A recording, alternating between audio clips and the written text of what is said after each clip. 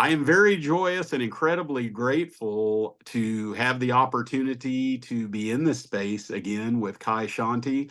And I will say that even though we're in the space again, I always get this sense that it's always a new moment and with you. And I know the conversations just flow as they do. And so when I say again, it's not really, I guess, on a human level in linear time, it's again. But I also realize that we've been here having this communication and conversation. There's really never been a break in that, as we're all connected. And I know, yeah, isn't that beautiful the way that works? Time just yeah, passes. I've reconnected with some friends recently who, well, one that I hadn't, interestingly enough, it was a love relationship, which is our topic for today, but yeah.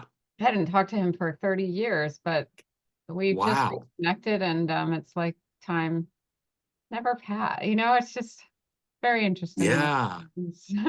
happens. I love it. I love it. So here we are reconnecting Yeah. after what, a month? Yeah, something like that. Yeah. Yeah. So the topic for we would like to talk about today would be relationships, right? Conscious Yeah. relationships, conscious love relationships, and what that means to each of us. Yeah. Absolutely. Um, so let's see. If I were to say, speaking of conscious love relationships for me, I've been in a lot of relationships in my life. And I think that we all start out with our parents as our main relationship in life, right? Because that's who we're looking for for all of our needs being met, emotional and physical and everything else. And I don't think I personally had a really good attachment with my parents. My mom almost died when I was born. Oh my So, goodness. yeah, I was half born in an ambulance. And I know that she went into surgery, I think. So I was probably lying in the nursery for a week or so at the hospital. And my dad was in a panic because he had four other kids. So he was thinking, well, what am I going to do with all these kids and this baby if my wife dies? So I think that I didn't develop a strong attachment from those initial years. You know, I'm just reflecting on this as we're speaking, as this is coming. Yeah. I'm reflecting on this. And so I think that I didn't have an attachment. When I raised my own children, I was really into attachment parenting, which is where you don't put your child down for 6 months. They're constantly attached to you. And I nursed all the time and I had them sleep next to me.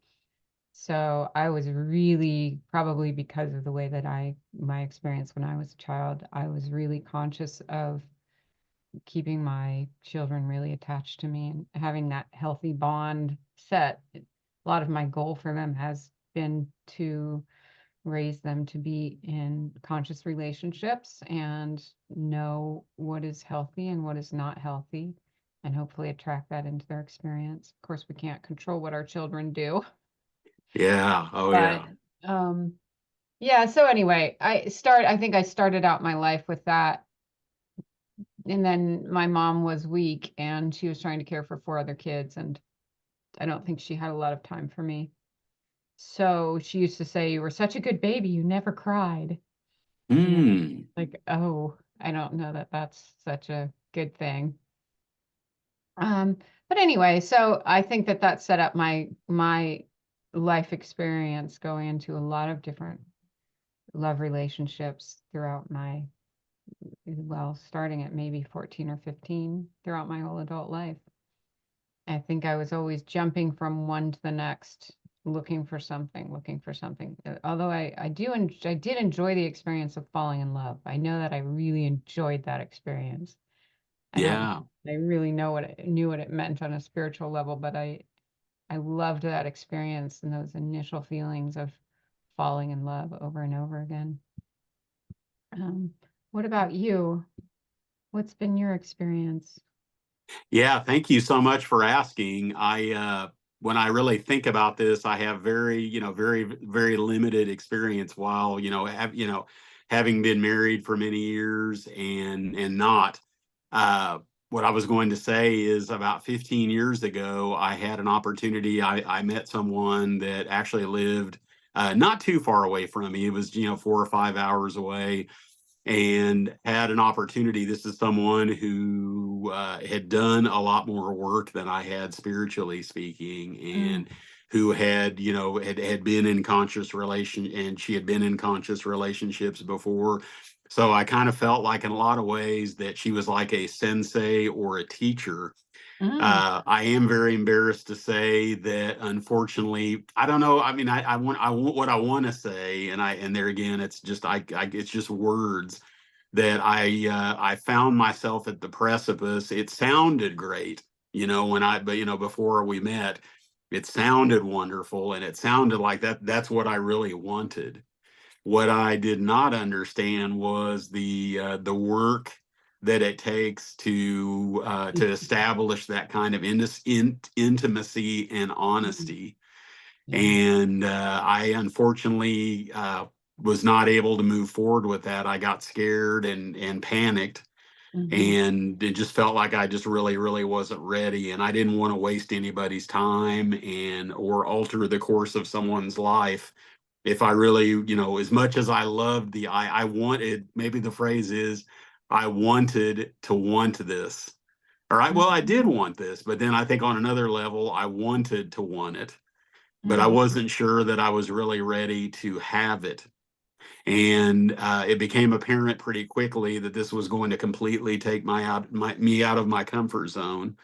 Was going to make me really, really uncomfortable. Was going to feel really incredibly vulnerable. mhm, And I recognized too that, that while I understood conscious relationships, I realized that's a phrase, that that it means something, possibly a different dimension of just a relationship where two human beings come together.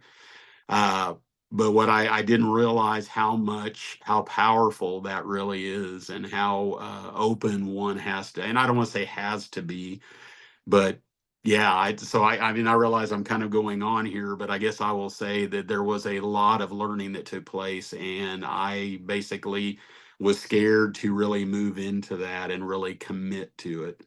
mhm, Had a lot of growing up to do myself, although I definitely have always resonated with the spiritual journey, and it is something that I felt like that was really going to be where I was wanting to end up, and I thought I was willing to do the work, but I was very, very overwhelmed, and I can honestly say to you that I will live with that regret the rest of my life, because I mm, really believed, and I would never want to mislead somebody and mm, waste anybody's time.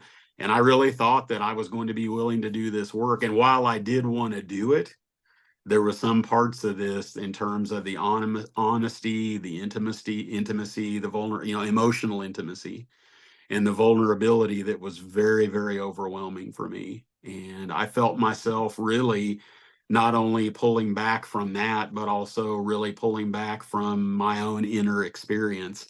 And I just wanted to be a regular person and go out and find somebody again and just have a relationship and be right, human and go out and have fun. mhm, And yeah, but what I found out was that's what sounded comfortable to me, because that's what I knew.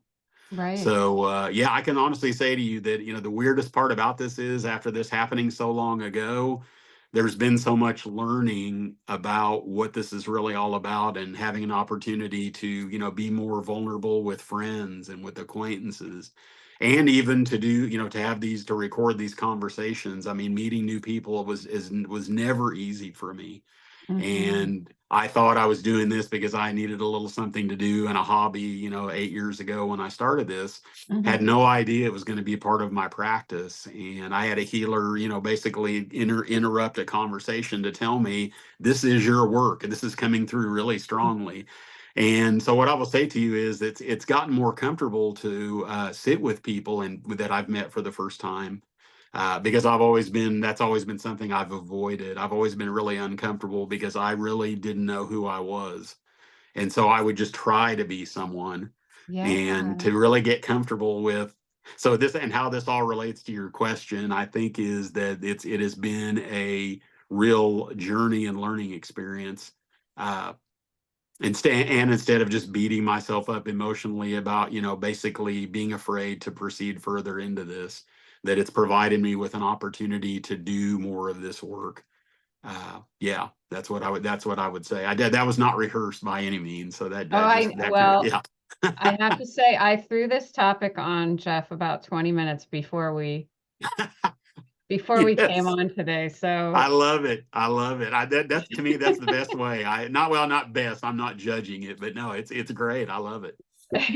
so yeah, Yeah. so it's very spontaneous.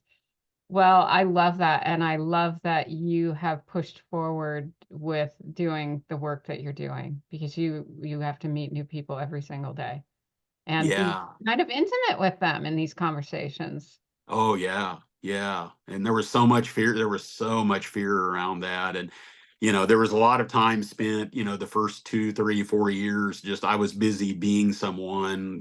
Asking questions, and I will also be completely transparent with you that sitting with someone, looking them in the eye, because for the first 4 or 5 years, I did these just in my local area, and so it was before the Mhm. pandemic. I just recorded these, like in person with people. And that was just to be around someone I didn't know in that level of conversational intimacy.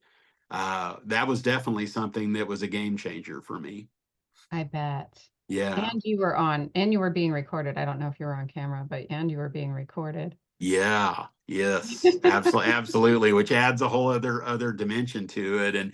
And what's so weird is that I found that I think as human beings, I may have said this to someone once. It's been quite a while back that and I realize this is not a new realization. There's nothing revolutionary about what I'm getting ready to say or mind bending. But what I found was that it can be really easy to confuse being in a situation like that, being conversationally intimate with someone. It is very easy to confuse that intimacy, to think that it may be something else. I don't know if this makes sense or not. I hadn't really thought, this thought has not formed fully, Mm-hmm. but being able to sit with someone when they're sharing, their life journey and some of their deepest memories, there sometimes is this sense that there is this somewhat of a level of of emotional conversational intimacy. I don't know, if it even needs to Yeah. be classified, Mm-hmm. but in order to be, for me, just to learn how to be more comfortable with that without uh, being worried about whether I'm making someone uncomfortable or am I Mm-hmm. being too open. It's the way, any way in which I lead a conversation, not lead it because I'm not in the business of leading conversations, but just where it kind of goes, so to speak. Yeah, it's really interesting because now that we're sitting here talking, I'm realizing that this is more formative for me than I even realized. Yeah. Yes, that's so true. And I think that's very important to recognize. And then it comes into this idea of when we get into the love relationships, are there different kinds of love? Is there just one love? Because, like, when you're talking about, you do form a sense of intimacy when you're having a deep conversation with someone and speaking on a deep Yeah. subject with them. And how far can we go with it and feel comfortable and let them feel comfortable and feel safe and let them feel safe? It's I do that every day when I work with people and with the Shakti Pot and the sessions that I do with people. That talk about intimacy. Oh my gosh, we go into Yeah. the deepest aspects of self and the deepest aspects of the heart and the deepest traumas and fears. So there's definitely a level of intimacy that has to be opened up in order for the work to even be effective. And so it's like we didn't learn that as kids. We didn't learn how to open up and feel safe with someone, you So know. true. So true. Yeah. If you open Yeah. up too far, you're going to be too vulnerable and you're going to get hurt. Um, so then we learn to put up a protective wall, which is also a lot of work that I do, is like trying to, like, release that protective wall, but allowing people to still have their boundaries. It's really interesting.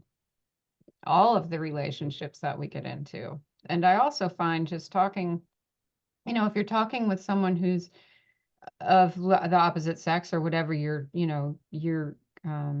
attracted to gender wise, it's like you don't want to cross, and they're in a relationship, you don't want to cross the boundaries of their relationship either. Yeah. Yeah. Because a lot of that times that's not okay with the spouse if they're talking to someone that they would be attracted to. So there are so many different things to consider that I don't think I used to consider that I very much consider now. Yeah, I love that, and I'm laughing because that resonates so much. Yeah, just Yeah. not really considering it, and then suddenly it really does become front and center. Yeah, and that whole thing is I find it so interesting too that I remember Ram Dass years and years ago. This has really stuck with me when he talked about being with people, and he was basically contrasting being in love with someone and being in love with someone. In Mhm. other words, being together in that love and that presence. And Mhm. that has always really stuck with me because I've realized that some of this, it's so easy to make it personal. And I realize if Mhm. someone's going to be in a conscious relationship with someone, yeah, there is going to be, although, I'm sitting here thinking to myself now, maybe is that what is so tricky possibly about conscious relationships, that it is not as I mean, I guess as humans we want that person. Yeah, well, I shouldn't speak for anybody. I'm just saying as humans it's very easy to want that connection with someone, and and to want it to be personal. And yet is Mhm. it possible to actually be with someone in a sustained way where maybe there are and there again I'm asking it as a question. But it seems to be coming up, it's bubbling up intuitively, that some of it is impersonal, if that makes sense. In other words, it's not just about two Mhm. personalities and two identities coming together, whether it's friends or whether Mhm. it's something else, but that there is this aspect of it being Mhm. impersonal. And I know as human beings sometimes, there again, this is just my own uh experience that I can speak to. Sometimes there is this desire to want to make something personal. I don't know if that's unusual or odd as a human to, No, yeah. it's very normal. And again, I find that with the work that I do, because we become one so deeply in consciousness, then the personality or the ego self wants to grab onto that and make it personal. Yeah. No, that's very normal, and I found that happens a lot. It's an interesting dynamic. Yeah. So go ahead. Oh, no, no, sorry, I didn't mean to. Sorry, I apologize. Didn't mean to No, speak. no, no. So yeah, so I was just I guess I've been reflecting on this. Well, I always reflect on this relationship issue topic. But I've been reflecting on it more lately as my ex-husband and I are still living together. We had a love relationship. We had two beautiful children, which we still have. Um, and we've been living in the same house. And I kept thinking, I need to move out. I need to move out. I need to move out. But when the reality hits of, wait a minute, we both get to wake up in the same house with the kids every day. Yeah. Yeah. And the kids like that. They have both they know like we are not together at all. Like we are not at all together, but we're Yeah. roommates. But we also still care. We're more than roommates. We obviously care for each other. There was a deep love there. We care about each other's happiness and what happens to the other person. And he's in another love relationship. But it's interesting watching people react to that. Yeah. But Oh, yeah. and The people human say, side of this, right? Yeah. "Oh yeah, like how can you still? Oh my God, I'd kill my ex-husband if I still lived with him, and I'd be in jail." You know? That's great. And it's Yeah. so But I interesting totally get it. because I totally get it. Yeah. it's been very hard work because obviously you get divorced for a reason. It's just Yes. not quite working out anymore. So it's been Yeah. very hard work, but I'd say very rewarding work. I have grown immeasurably being in this situation. But very recently, when I started actually, pondering the prospect of moving out. It's a little difficult because I don't want to be without my kids 3 days a week. I know Yeah. I'll Oh, have yeah. to at some point, but I really don't want to, and he really doesn't want to. And my son has this huge computer, like he has electronics and computers and his music stuff that he's like, I can't move this stuff once a week. I Yeah. have to pick a house. And then my heart sinks. So it's like, well, what if he picks his house?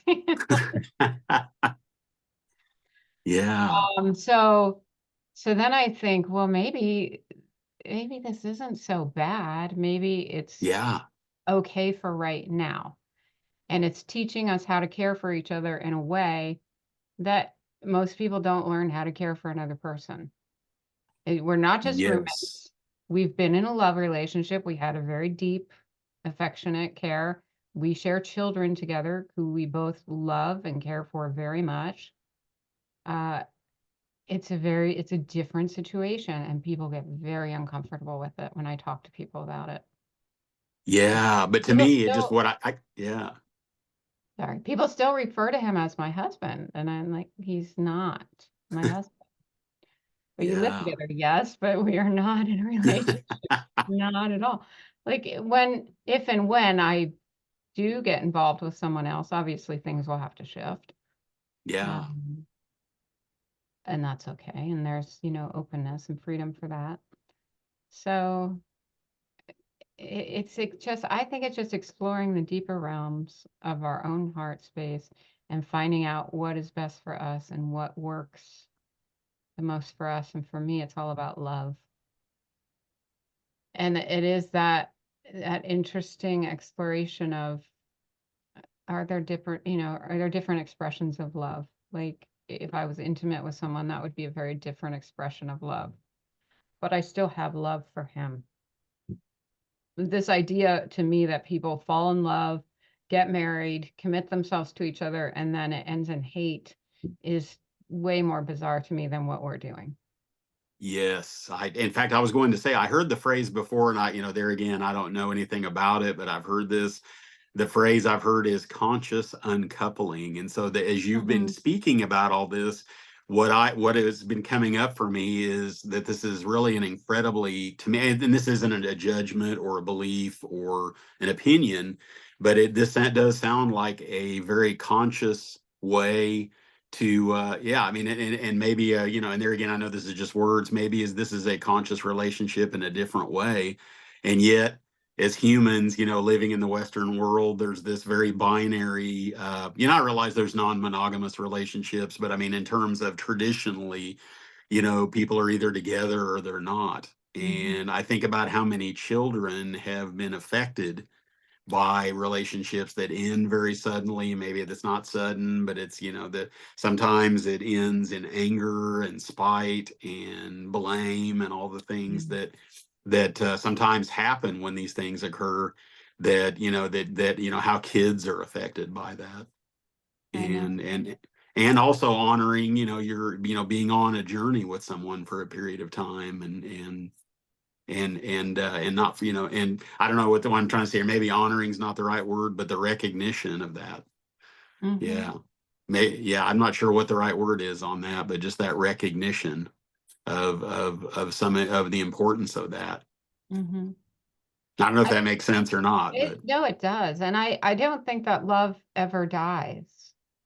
If you love someone enough to commit your life to them, even if it ends, that love is still in there somewhere. yes. It Yes. it still exists. The form or the expression of it may have changed, but love doesn't die. And I think it's really important. And like you said, for the kids, I have a friend who's a good friend who's a lawyer, and he used to do family court, and he just doesn't do it anymore. He can't Wow. stand it. He can't stand it. He said, You wouldn't believe the parents are just in there to get each other back. So they're using the kids to get at each other. And he just said, Yeah. I quit. I don't do it anymore. Yeah, I will say I lived through that as a child. I went through, one of those, and back in the mid '70s when there was this huge wave of divorces that were starting. I Mhm. feel like I can remember living in a time when there really didn't see a lot of that. I'm not saying it never Mm, happened, but it just wasn't mhm, as prevalent and as part of the collective consciousness. And I guess with after going through the sexual revolution and everything that was happening, in the late '60s, early '70s.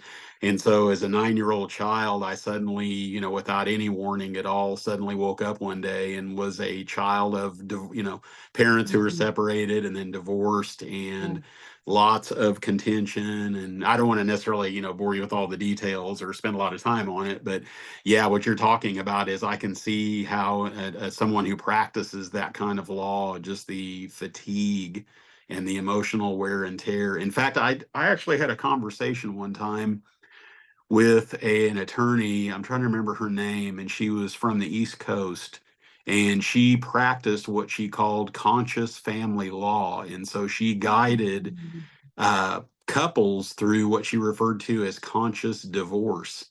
And it was so incredibly Beautiful. interesting. And it was just to hear, because she had gone through her own divorce and was speaking Mm, about what she learned through that process. And I don't, I can't say for sure. I didn't really get a sense. I don't know where she was, in terms of, spiritually speaking, but I loved how she actually used that phrase, conscious divorce. that's And it was beautiful. always a situation where it didn't go to trial, it didn't go to court. I mean, Oh, and her no. requirements for her clients were that the spouses would be willing to sit in the same room and treat each other with respect. She wasn't like laying down the law, quote unquote, Mhm. but this was her process, and she felt like it was very healing for people, and this is the only way she could practice.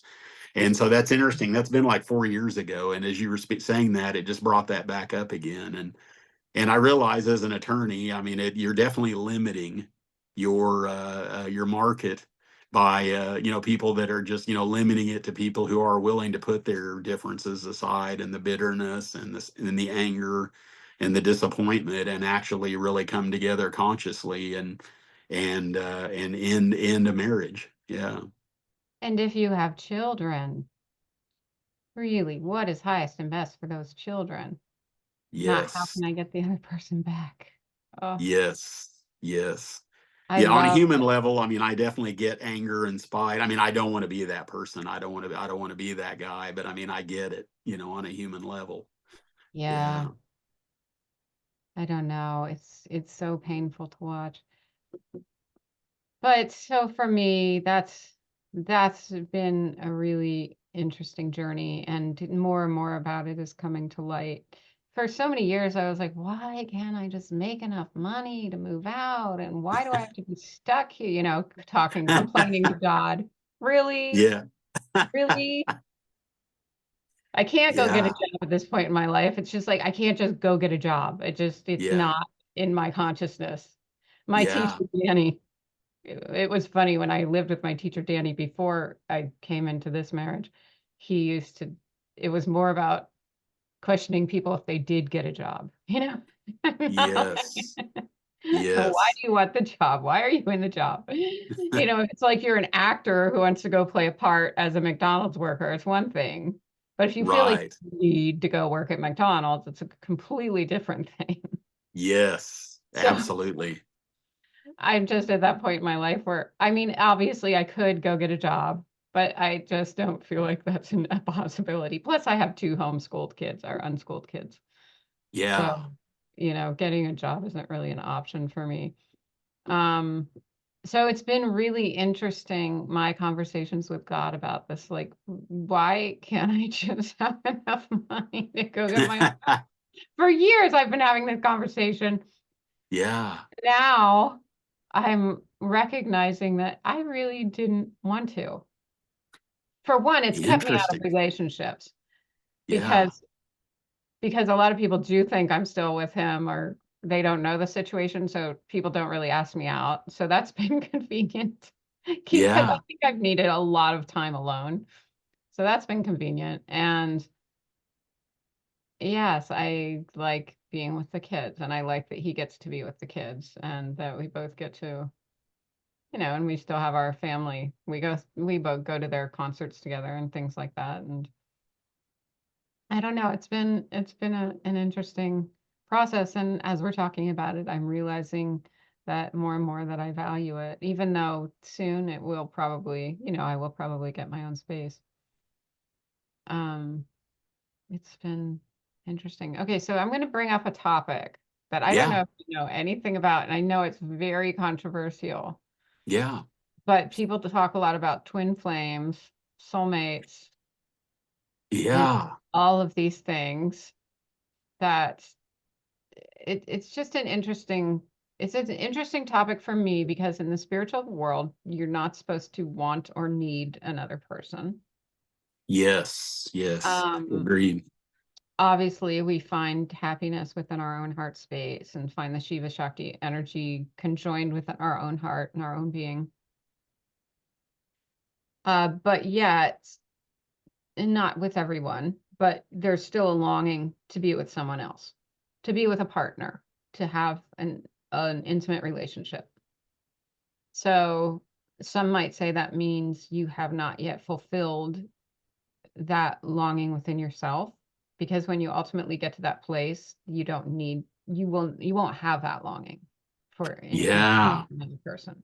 But yeah, when you find that fulfillment within yourself and you do meet someone, then you're both bringing a wholeness to the relationship. I'm just presenting theories, yeah, right? yeah, I don't know what my theory is. So I read about this topic of twin flames, which I suppose means something to the effect of like there's another half or another soul that would be like yes, one that yeah. you were supposed to meet, the one that you were supposed to be with, the one that you were supposed to spend time with on this earth. What do you think?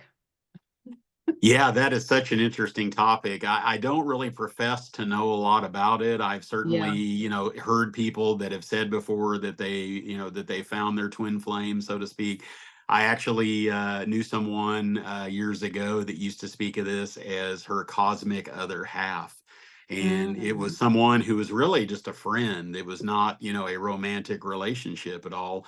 And so what I find really interesting about this is it doesn't come from a place of knowing. I haven't really read any books on it. I mean, as you said, I mean, if you spend any time in the spiritual community, I hate to overgeneralize, but I feel like this is one of those very common topics that comes up and that people speak about. So I've certainly heard it and I've certainly listened to people speak about it. I do find this very interesting that on the level of consciousness or Christ consciousness, this possibility that we can have this kind of connection with someone, and maybe it is someone that's just a friend, maybe it's someone that isn't even a friend, maybe this is someone that because it seems to me like there's no human construct with this. I mean, I can go out into the marketplace or into the world and go try to find, which I spent years doing that, wanting mhm, to find friends, wanting to find people that I could resonate with and kind of find mhm, my tribe, so to speak. And yet after meeting people for a brief time and having these conversations, I find it very interesting how sometimes there's a sort of connection with people or kind of a resonance with people. And there again, I'm going to go back to another Ram. And I didn't start this today to bring up another Ram Dass quote, but he always used to talk about how he would, if you play this out, so to speak, he would, once he realized that he was with other people in love, and he would mm, meet somebody and think that he was wanting to collect people, I think is what he referred to this. And so he would meet someone that he would really resonate with and invite them back to his apartment to have a cup of coffee, or he'd want to meet them for dinner, or whatever the case may be. But then suddenly, the next day, he meets someone else and looks in their eyes and sees that resonance as well.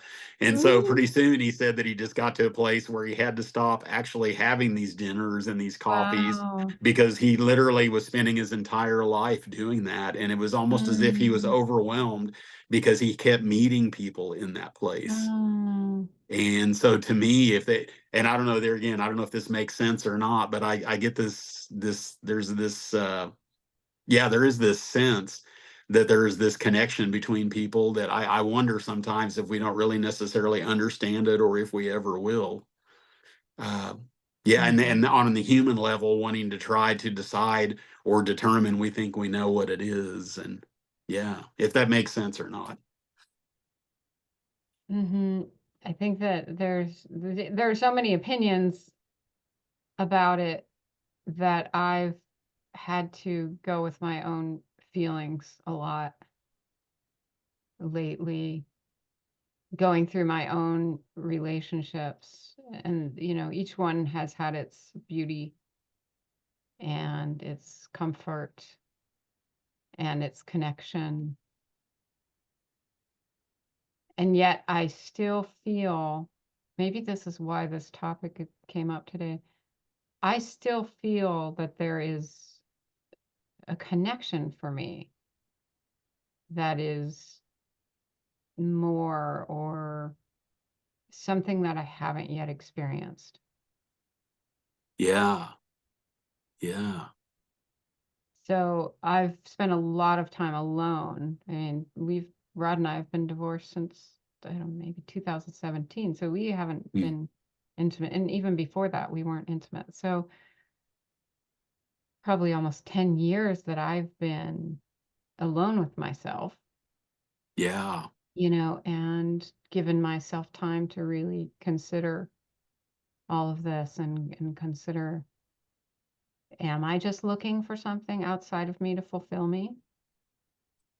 Do I really, yes. yeah. Is Very it human, isn't it? Yeah. is it something that's lacking inside of me that I'm Mm, looking to fulfill me?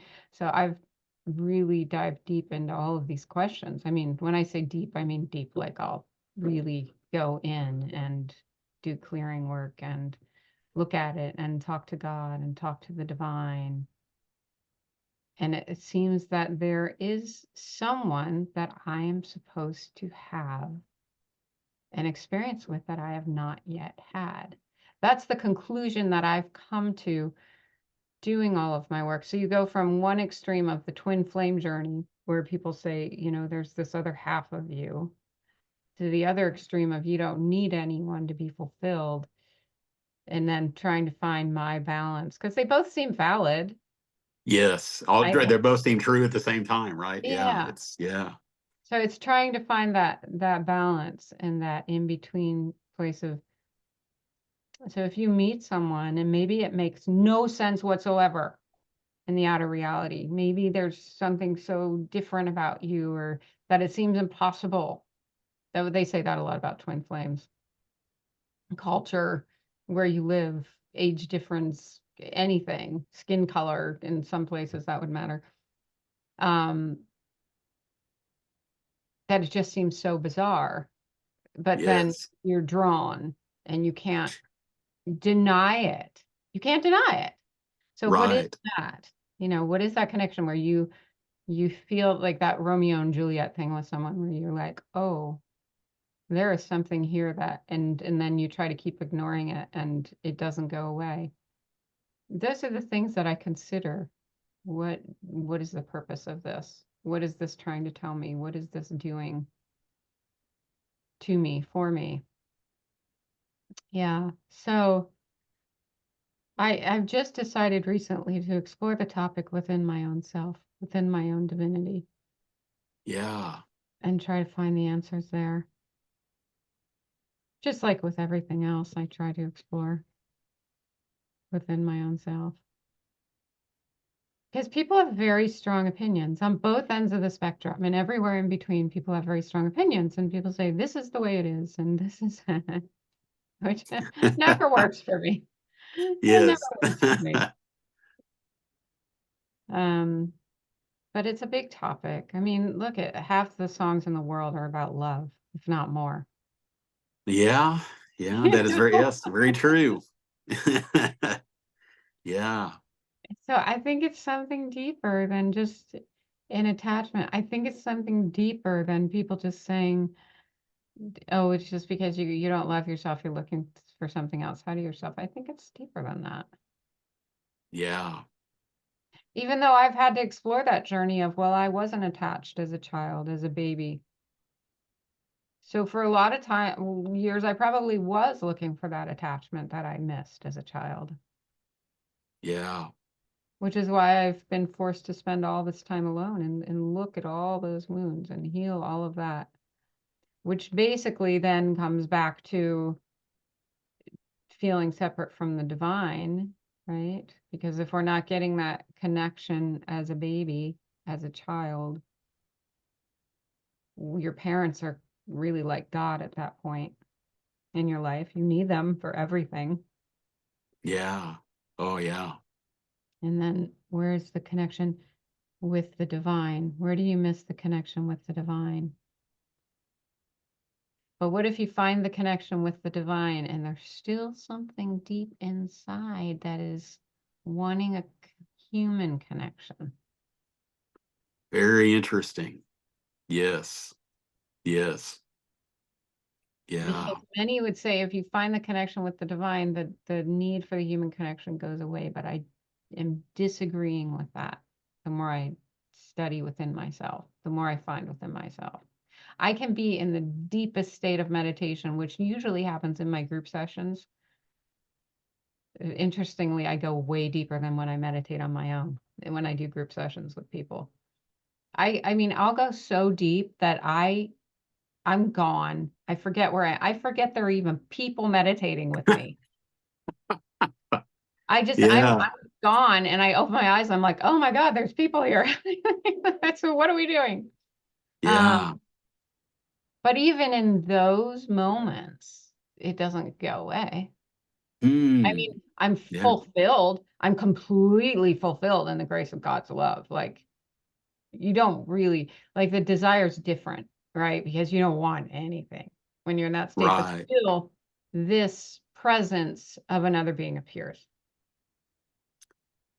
Yeah. I have to wonder if this is part of the human spirit. I don't know if there's ever any way to answer it. And I don't even know at this point that I'm even looking for a definite answer. Right. But it's that constant wondering. It's that constant considering. I remember there was a book. The other aspect I was going to bring up too and ask you is that there is an aspect of this being the work, so to speak. I mean, I've just there Mm, again, I've had just a very brief glimpse of that.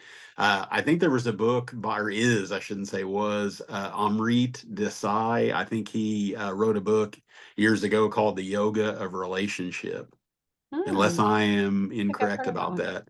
And I remember reading that many, many years ago and really recognizing, wow, this really is a form of yoga. This is the work, this is a Mm, practice.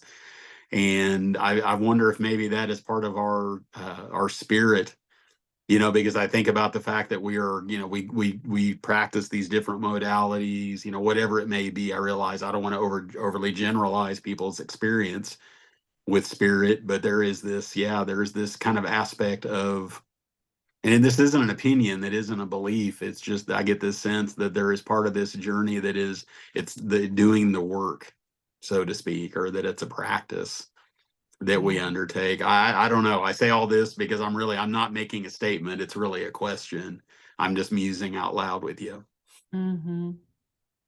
Oh, I definitely think it's a practice. I mean, so much of life is a practice.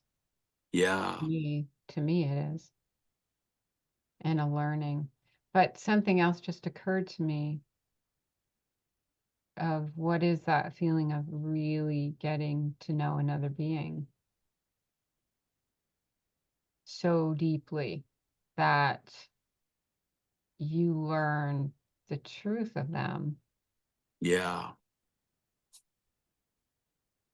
right? So then your truth is their truth and their truth is your truth because it's that feeling of oneness where everything else Yeah. disappears. So it allows you to have that experience of oneness with another physical ego self. Yes. Well, Yeah. That's beyond, po- that's powerful. Yeah. Yeah. which I think would be a whole other level of finding your own truth because you're finding your own truth within another being. Yeah. Yeah, and I get the sense the only way to do that, I shouldn't say the only way. This there again, this isn't a belief either, but I wonder if the only way to do that is ultimately to come out of the comfort zone and yeah, that maybe that I don't. There again, I'm not even speaking about this of knowing anything at all, but I'm wondering if this is part of that recognition that is it possible that this may be the path. uh, yeah, it's not saying it's the right thing or the wrong thing or anything like that, but I just wonder if that's part of the journey, so to speak. Or a path, right? Yeah, yeah, Obviously, it's not for everyone. Wish the right. saints were alone. However, the saints were alone, yet they all had like a special someone, whether it was Yeah, an assistant or a devotee. So they weren't all fully alone because they all had someone, at least one, yeah, that they had that intimate bond with. So it might not yeah. have looked like a normal love relationship, but even Ananda, my mom had a husband. She wasn't intimate with Oh, him, that's right. Yeah, yeah, but they were married and he was a yeah. devotee. So, Wow. Yes. so we think of her as just being alone, but she wasn't. She wasn't. Interesting. So she even still was in touch with her humanness, right? Her humanness. Yeah. Well, maybe. I mean, they say that I mean, I think she got married because it was cultural traditional for her to get married. It wasn't, Yeah. you know, because she wanted to, but the story says that when on their wedding night he tried to touch her sexually and basically a bolt of lightning went through his body and he never tried again. Wow. Wow. So I don't think that aspect of the relationship was there. But you see pictures with them together. He's always seems to be by her side. Interesting. And to me, that's there again, that's one of those, to me, that's that conscious relationship, in a different dimension or of a different Yeah. dimension. And Yeah. maybe this isn't as binary as we think. In other words, I know that, ultimately Western religion, there was, what was acceptable, and, there was this blueprint for what was acceptable for people coming together. And yet, but I've also sensed that there's so much of this that is beyond that Western rational knowing, in terms Yeah. of just what spirit really, what it really is, how it brings us together, how consciousness, how we exist in that, and yeah, and do this dance of life with other people, so to speak. Yeah, Yes. if that makes sense. It does. And that's,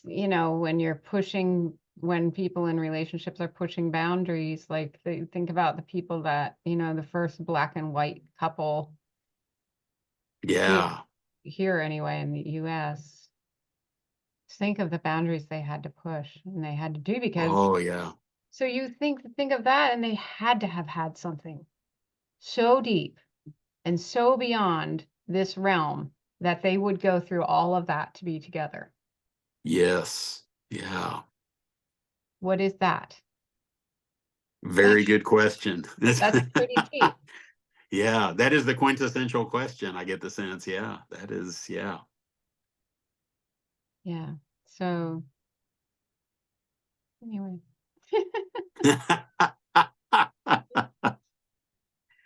Yeah, I'm so appreciative. This is, I mean, it's interesting when you mentioned what you wanted to talk about. I mean, I think I may have told you this before we started recording, that I was just like a deer in headlights. I'm like, I don't even know if I have anything to say about this or not. And yet here we are, almost an hour. Well, yeah, almost an hour later, and yeah, evidently I said things. I had something to say. You did have something Yeah. to say. Isn't that interesting? And I had no idea what I would, although I know I do contemplate this topic a lot and Yeah. think about it a Yeah. lot and feel it in my heart and whew, I didn't know that I specifically had anything that I was going to talk about. I just realized 20 minutes before we were talking that we didn't have a topic. I meditated and I Interesting. Yeah. said, Yeah. God, what are we supposed to talk about today? And I was led down this funny rabbit hole. First, I was shown red wine. I was like, red wine?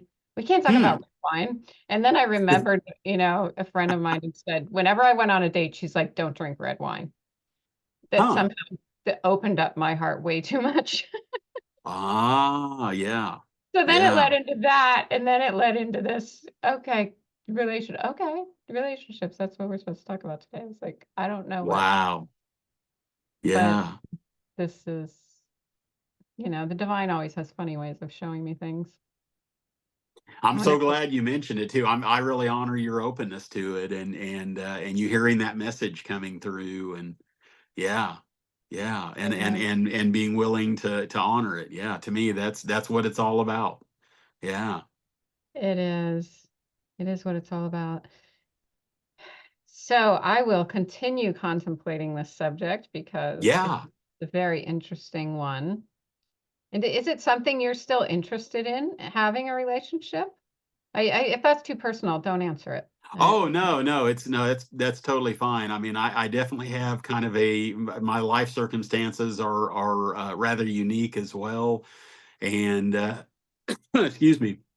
Yeah, it's something that I have really, I think if I was ever going to go down that path again, I feel like it would have to be conscious or not at all doing the Mhm. work. Yeah, without a doubt, Yeah, without a doubt. growth. I think there's so much growth. Yeah, I think there's so much growth. And so when I am alone, right, like doing my work, it's deep. yeah, But then and then you're bringing a whole other set of circumstances into your circumstance by being with someone. So then there's their whole journey yeah, and all the work that they've done and they might have to do and then becomes a combined, all of the work you get to do together, but all of the beauty that you also enjoy together. Maybe you wouldn't experience that beauty on your own. yeah, absolutely. It might be a whole new level of beauty on that journey. Yeah. Mm. I'm so glad you brought it up. I really am. Yeah. Thank you. Thank you. Thank you.